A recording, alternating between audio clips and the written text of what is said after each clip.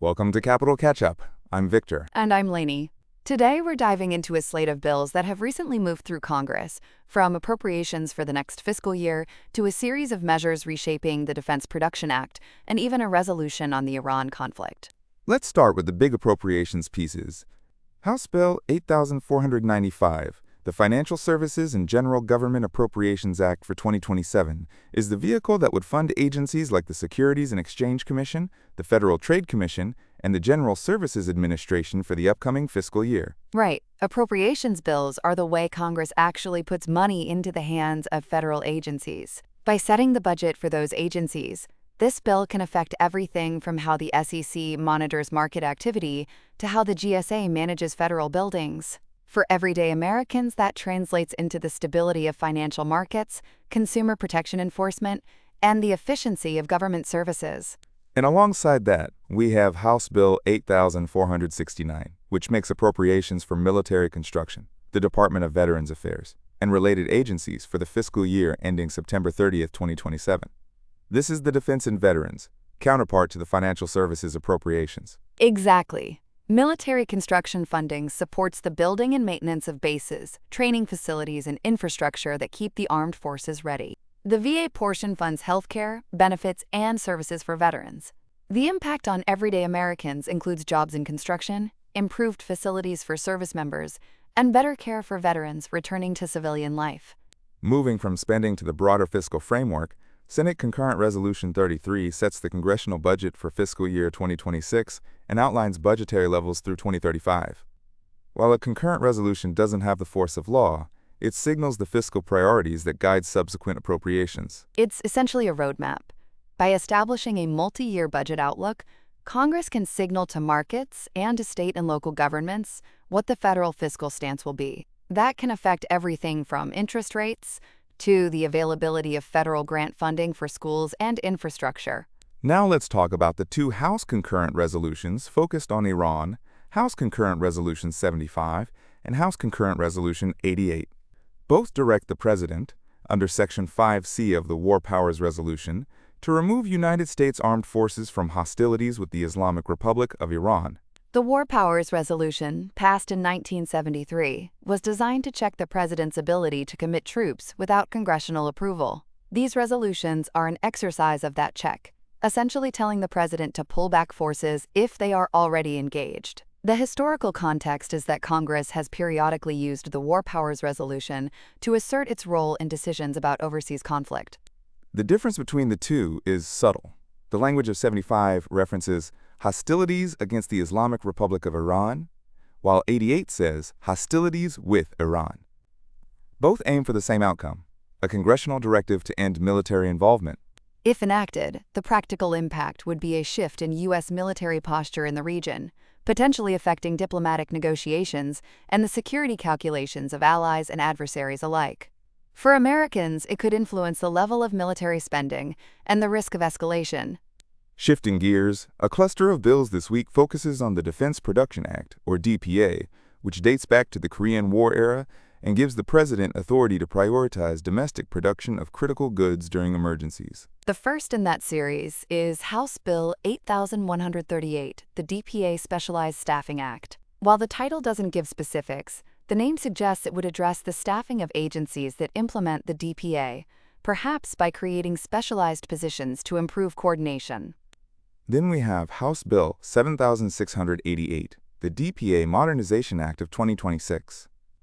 Modernization likely means updating the statutory framework to reflect contemporary supply chain challenges, such as semiconductor shortages or pandemic-related disruptions. House Bill 3542, the Clear Defense Production Act of 2025, adds an acronym, Committee Leadership and Enhanced Accountability for Resilience. That points to reforms aimed at strengthening oversight and leadership within the DPA's implementing committees, enhancing accountability for how the authority is used. House Bill 8136, the DPA Advanced Procurement Act of 2026, sounds like it would give the government more tools to procure advanced technologies ahead of a crisis, perhaps by allowing early contracts with private industry. Complementing that, House Bill 8038, the DPA Private Sector Outreach Act of 2026, likely focuses on building relationships with private companies, encouraging them to participate in DPA-related production plans. House Bill 8053, the DPA Emerging Technology Act of 2026, suggests an emphasis on integrating cutting-edge technologies, think AI, robotics, or advanced materials, into the DPA's portfolio, ensuring the nation can produce next-generation critical items. Transparency is addressed in House Bill 8030, the DPA Transparency Act of 2026. Greater transparency could mean more public reporting on DPA actions, which helps watchdogs and the public understand how the authority is exercised. Workforce concerns are tackled by House Bill 8133, the DPA Workforce and Skilled Labor Needs Act of 2026. This likely aims to develop a pipeline of skilled workers needed for DPA-related manufacturing, a crucial factor for maintaining domestic production capacity.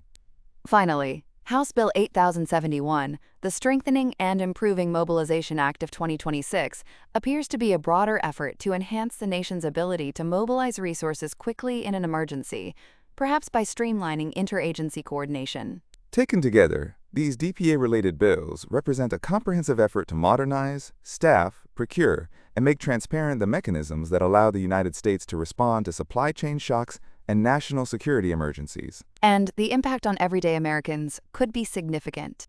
A more resilient domestic supply chain means fewer shortages of critical goods, from medical supplies to electronics, and potentially lower prices during crises. Let's not forget the USDA Loan Modernization Act, Senate Bill 3936. While the title is brief, it signals an update to the Department of Agriculture's loan programs, which support farmers, ranchers, and rural businesses. Modernizing those loan programs could improve access to capital for agricultural producers, help them adopt new technologies, and stabilize rural economies. For consumers, that could mean a more reliable food supply and potentially lower food prices. To recap, we've covered two major appropriations bills, one for financial services and general government, the other for military construction and veterans affairs, plus a long-range budget resolution, two Iran-related war powers resolutions, a suite of Defense Production Act reforms, and an agriculture loan modernization bill.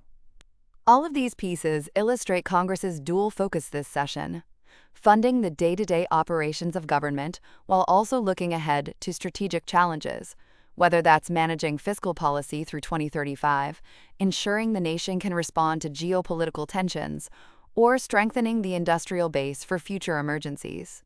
Listeners should watch for the progress of House Bill 8495 and House Bill 8469 as they move through the appropriations process, the vote on Senate Concurrent Resolution 33 for the multi-year budget, and any floor action on the DPA reform package, especially the modernization and transparency measures. Keep an eye on the debate over the Iran war powers resolutions too, because any congressional directive to withdraw forces would trigger a diplomatic and strategic response that could shape U.S. foreign policy for months. And finally, the USDA Loan Modernization Act will likely surface in committee hearings on agricultural finance, so stakeholders and farming communities will want to stay informed. That's it for today's deep dive.